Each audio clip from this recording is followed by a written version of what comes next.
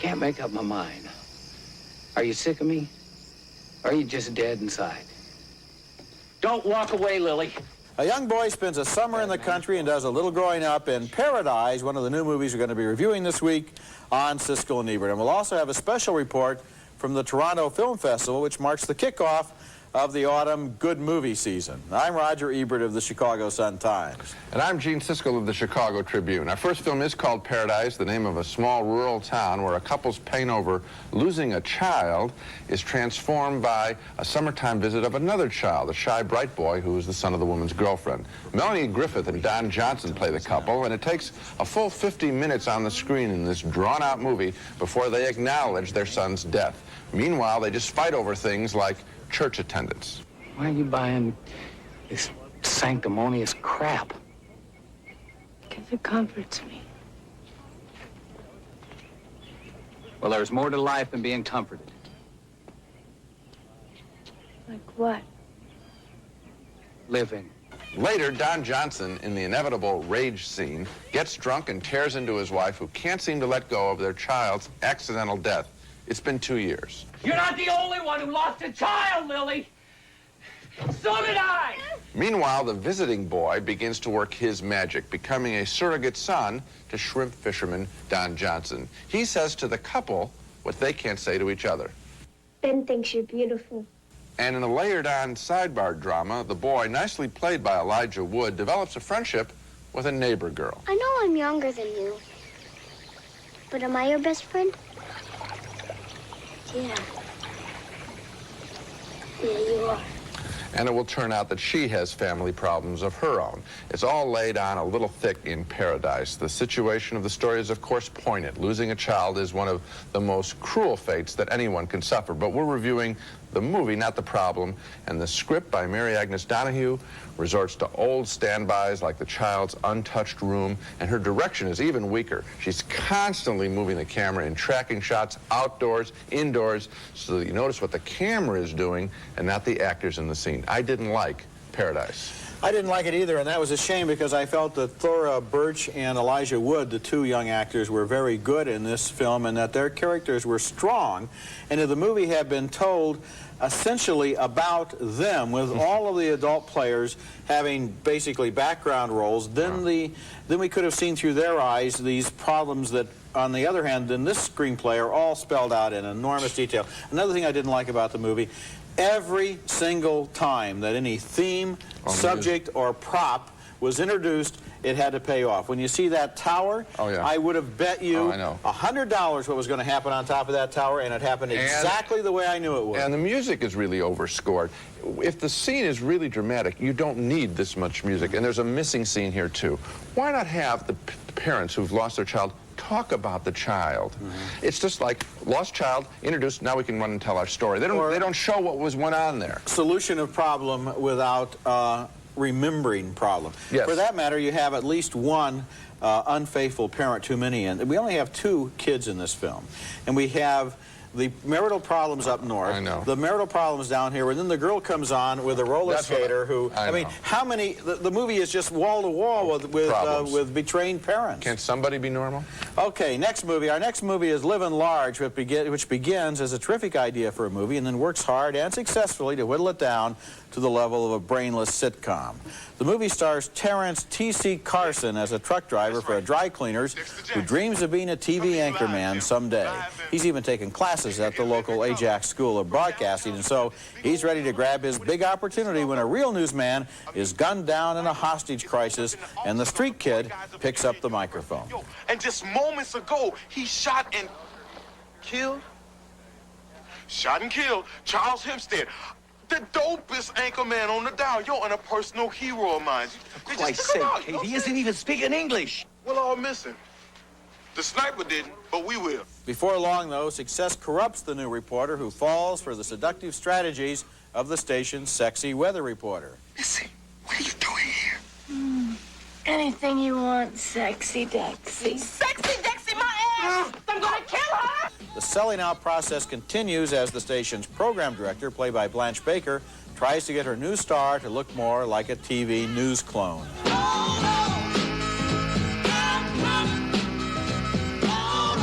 The opening scenes of Livin Large have a real and spontaneous electrical excitement as Carson grabs that mic and goes for the scoop, risking his own life in the process. But then the plot degenerates into all that dumb stuff about whether he's going to marry his fiancée or fall for the weather girl. There's a ridiculous station promotion in which they're going to get married on the air, and eventually all of the energy is gone, and there is just one more case here of a movie that takes a promising idea and pounds it down into the ground with cliches and formulas. Yeah, I mean, you don't want this story to be about a slapstick. Yeah. And two things. I don't think that I think the kid's smart enough that he wouldn't go for the weather girl. He would be so reinforced in his home environment that he would be more occupied with what he's going to do at home, and he would become a constituency, and the crisis of this kid traveling between black and white worlds, that's ignored in the picture really in any substantial way. The other thing is the news producer that seizes on him and wants to ruin him, she's obviously smart. She wouldn't want to transform this guy into a clone. She'd be much more clever than that. Why don't they write a picture like this at the top of their heads instead of at the bottom level? This movie and some other movies I've seen recently have given me the feeling occasionally of watching the screen and seeing the character do something he wouldn't do except the screenplay makes him do it. You can see the story conference right there on the screen as people cheap it down and dumb it down and translate it from what is real and vital material into something that maybe executives or somebody else can understand as having been done 1,000 times before. They make them dumb because they're easier to move around the story. An intelligent character, you have to think what they might do, and you have to be inventive. Coming up later in the show, a special report from the recently concluded Toronto Film Festival, what's hot and what's not for the fall and winter. But coming up next, The Fisher King, a dramatic comedy about a street person and a suicidal man featuring Robin Williams and Jeff Bridges. I love this guy! Night, on a special quest, and I need help. That's Robin Williams in The Fisher King, a homeless man in New York who sees himself as a messenger of God and whose fantasies become intertwined with a despondent, cynical talk show disc jockey played by Jeff Bridges. Bridges leaves his job, wanders the streets of New York himself, and bumps into Williams, who does his quirky comic thing. You shouldn't hang around this neighborhood! I was just leaving. Hold, varlet, or feel the sting of my shaft! In the name of Blanche de Fleur, unhand that errant knight! Come on! Go for it! They can't do nothing! Nothing! Gentlemen!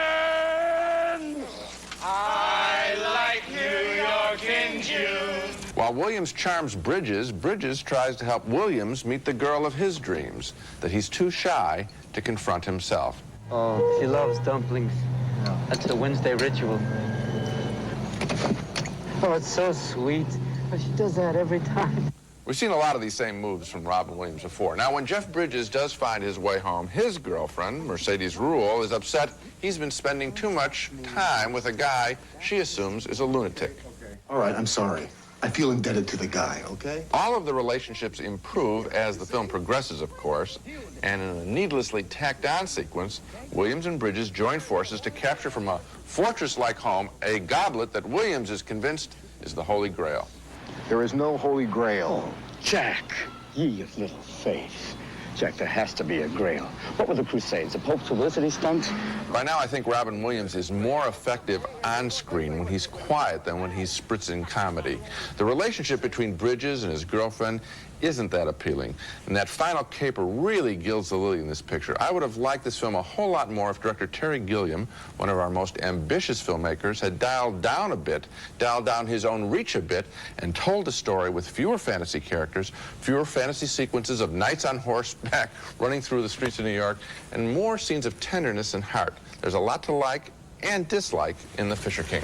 Well, I did like the relationship between Bridges and his girlfriend. Mercedes Ruehl, I think, is an interesting performer, and I always enjoy seeing her on in the movies. stage. But boy, you're right about this film. It's almost as if Terry Gilliam is working on two screenplays at the same time, and when he's asked to make a movie, he says, well, maybe I'll just put the best parts of both of them together here, because there is too much in this movie, and most of it is only in order to maybe work for a second, or work for a gag, or work for a quick payoff, with no notion at all of the big plan. For example, the whole business of the Holy Grail is a complete red herring. Utterly unnecessary. They had an ending there that would have been sweet. Sure. And they add this caper on. Terry Gilliam has made pictures. Some people like them. They have been rejected by the public, I think, and rejected by you and me, and I think it's because it's overstuffed. There is so much stuff here that you want to say. Figure out the movie you want to make. Figure out what you want to say about these characters. Figure out, is it going to be realistic? Is it going to be a fantasy? Is it going to be a comedy? Is it going to be a romance? How many characters are you going to have? How much time can you allow them to spend screaming at the top of their lungs at each other with these deathless proclamations of everything they believe in? Everything's at the top pitch here until you just want to shield yourself from this onslaught from the screen. That was our reaction to Baron Munchausen and Brazil. Here it is again. Okay, when we come back, Sean Penn's debut as a director in The Indian Runner. I'm an Indian runner. I'm a message. And there's hell. There's heroes and outlaws. Which one are you? Two brothers taking different paths in life in The Indian Runner, a new film directed and written by Sean Penn. One of the brothers is a policeman played by David Morse as the good son of the family, law-abiding and responsible. The other is a violent drifter played by Viggo Mortensen. With your record, you could do a year on this. What can I say? I f***ed up. I get in a violent way. Look around the room. I want to bust it all to hell. I see a guy like that. I don't want him to look at me cross-eyed. I want that excuse to do him. One of the real surprises of the movie is the powerful and subtle dramatic performance by Charles Bronson. After a string of disappointing action pictures, here he is as the father of the two boys in a completely convincing portrayal. Where is he? Columbus. Now, he didn't send a card, but a girl named Dorothy. Dear Mr. and Mrs. Roberts, Frank hit me. My daddy said he had to go to jail. But don't worry, because I'm here to take care of him. There have been a lot of movies about the good brother and the bad brother, and what sets The Indian Runner apart, I think, is its focus. The bad brother isn't the hero here or even the anti-hero. He's essentially just a problem that cannot solve itself. And the real dramatic focus of the movie is whether or not the policeman will continue to enable his brother's bad behavior by bailing him out and taking him in every time he screws up. The movie was written and directed by Sean Penn, one of the best actors in American movies, and he's announced that he plans to direct only from now on and not act anymore. Well, I hope that's not true, as acting is too valuable to lose. But on the basis of The Indian Runner, he does have the stuff to be a strong and true director. Yeah, I have both sentiments, I'm sure he'll act again, and I'll look forward to it. I think it's a good picture in the way. It's a little overstuffed, but the easiest way that I could print out for myself that I was captivated by this film is there's a concluding sequence in the bar with the brother, and there was a lot of tension there inside me of whether or not he was going to be able to stop his streak of bad behavior. And you and I have seen 1,000 bar fights and 1,000 people with problems in bars, and they get to be rather boring. Here, I was rooting for this guy to heal himself some way, and that's when I knew I liked the picture.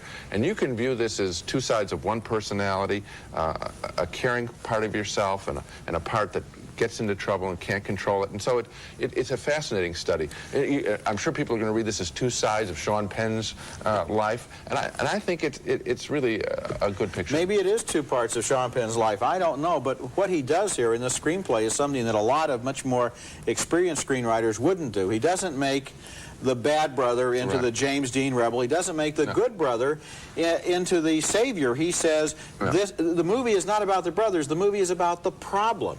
And that's like lesson one in a good screenplay is concentrate on the problem and let it try to resolve itself instead of saying, well, this brother has to act this way, this one has to act this way. That's why our attention is so riveted all the way through. Coming up next, Roger's special report on this month's many offerings at the Toronto Film Festival, one of the world's best. Academy Award-winning films are released every year, and the autumn movie season is kicked off annually by 3 major North American film festivals in Montreal, Telluride, and Toronto, followed a few weeks later by the events in New York and Chicago. This year I went up to Toronto, which claims to be the #1 movie-going city in North America on a per capita basis, to visit a festival the whole city seems to turn out for. For 10 days every September, Toronto is literally the movie capital of North America. More than 200,000 people see close to 300 movies, big and small. Screenings are held all over town all day long in nearly a dozen theaters, and the Toronto crowds are prepared to line up for almost anything, even the most obscure documentary. But of course, the biggest crowds are here every night at the Elgin Theater for the 2 nightly galas. We're going to be late now. Tonight they waited for a glimpse at Don Johnson in the premiere of Paradise, in which he stars with his wife Melanie Griffith. 2 hours later, River Phoenix was skirting cameras to attend the screening of My Own Private Idaho, his second leading role released on The Tale of Dogfight. Well, you know, normal, like a mom and a dad and a dog and like that, normal. This dark and yet comic movie was about a friendship between 2 male prostitutes. It starred Phoenix with Keanu Reeves and is the kind of project that will bring this reclusive young actor out on the festival circuit and in front of a TV camera. It's nice seeing people come together and check out all the new happening things. And it certainly does good for, you know, these films that would otherwise, you know, be left to the wayside because they're not accessible in a broad sense, you know. Don Johnson, on the other hand, is a veteran of the publicity tours. Is it a festival for you? Oh, yeah. Yeah. Listen, any actor that says that he doesn't enjoy the adulation and the recognition of his work is full of beans. A lot of other big and small autumn movies had long lines circling the block all over Toronto. Jodie Foster brought her first directorial effort, Little Man Tate. You're the best thing that ever happened to me. The Fisher King with Robin Williams and Jeff Bridges played to packed houses. Laura Dern's great performance in Rambling Rose was well received. And Peter Greenaway, who's the cook, the thief, his wife, and her lover shocked a lot of moviegoers last year, was back with another unusual film, Prospero's Book, starring John Gielgud. It wouldn't be a movie festival without at least one film that people seem to like and hate in equal numbers, and this year, that movie was The Rapture, starring Mimi Rogers as a woman who literally pushes God right to the brink. If you listen, if you pray for it, there's going to be a warning. The man who founded this festival 16 years ago told me why Toronto has become a testing ground for big fall releases. The one thing that really distinguishes this festival from, say, the Cannes Film Festival, this one is designed for people.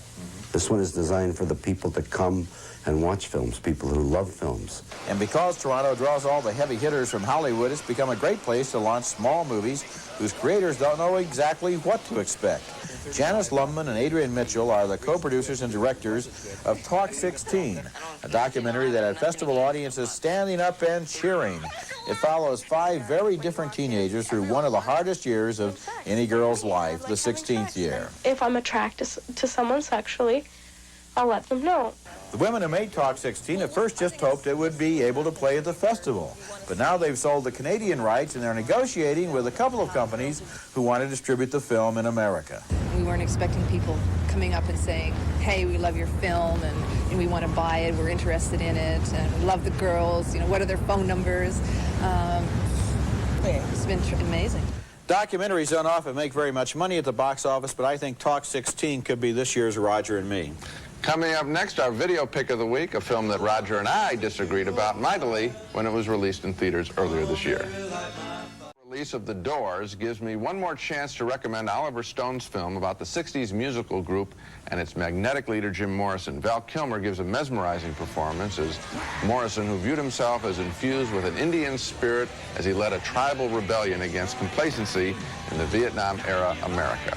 Val Kilmer couldn't have been better. I sure hope he is remembered at Oscar time next year. The evocation of the 60s by Oliver Stone is on target, warts and all.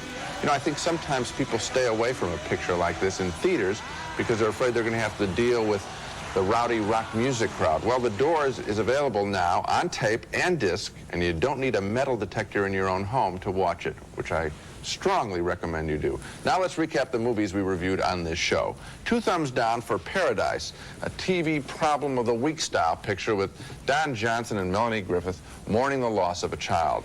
2 more thumbs down for the inept comedy Livin Large, about a young black man from the streets trying to become a TV anchorman. And 2 more thumbs down for The Fisher King, the overblown comic drama about a street person and a despondent radio talk show host. 2 thumbs up, however, for The Indian Runner, Sean Penn's impressive directing debut about troubled brothers. It's a very good movie. That's it for this week. Next week we'll be back with reviews of new movies, including Deceived, starring Goldie Hawn as a woman making some shocking discoveries about her late husband, and My Own Private Idaho, starring River Phoenix and Keanu Reeves as drifters and friends. That's next week, and until then, the balcony is closed.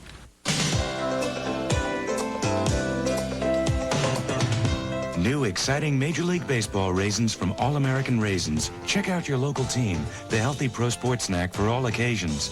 Ruffy SureSack trash bags carry heavy loads and cost less. SureSack, the best value you'll ever throw away.